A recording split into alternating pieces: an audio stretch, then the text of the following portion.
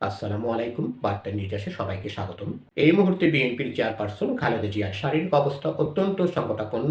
এরই মধ্যে তারেক রহমান তার দেশে ফেরার বিষয়ে মুখ খুলেছেন। তিনি জানালেন তার দেশে ফেরার সিদ্ধান্ত গ্রহণের সুযোগ একক নিয়ন্ত্রণাধীন নয়।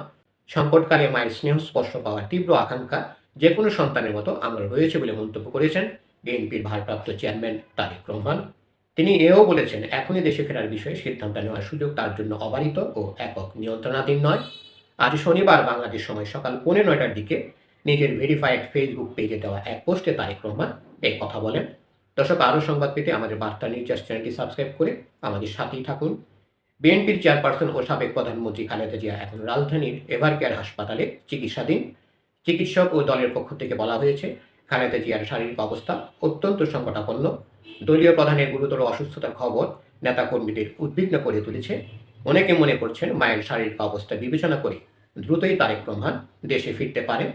এই পরিস্থিতিতে আজ সকালে তারেক রহমান অসুস্থ মায়ের জন্য দোয়া করা অব্যাহত রাখতে সবার প্রতি আহ্বান জানিয়ে ফেসবুক পোস্ট দেন। তার ওই পোস্টে লিখেন, বাংলাদেশের সাবেক প্রধানমন্ত্রী দেশনেত্রী বেগম খালেদা জিয়া গুরুতর অসুস্থ ও সংকটাপন্ন অবস্থায় হাসপাতালে নিবিড় পরিচর্যায় রয়েছেন। তার রোগ মুক্তির জন্য দল মত নির্বিশেষে দেশের সকল স্তরের নাগরিক আন্তরিকভাবে দোয়া অব্যাহত রেখেছেন। মাননীয় প্রধান উপদেষ্টা তার রোগ মুক্তির জন্য দোয়ার সাথে সাথে চিকিৎসার সর্বোচ্চ সহায়তার প্রতিশ্রুতি ব্যক্ত করেছেন।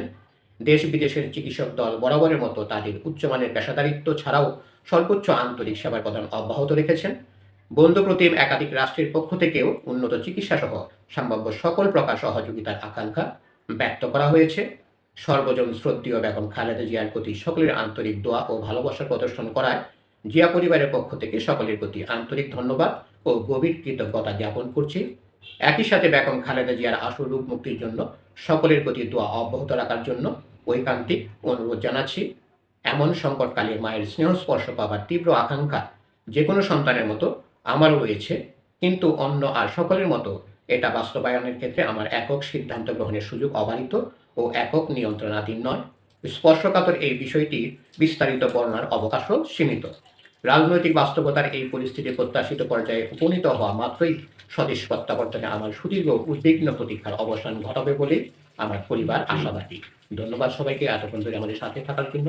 আরও সংবাদ পেতে আমাদের বার্তা নিউজ চ্যানেলটি সাবস্ক্রাইব করে আমাদের সাথেই থাকুন।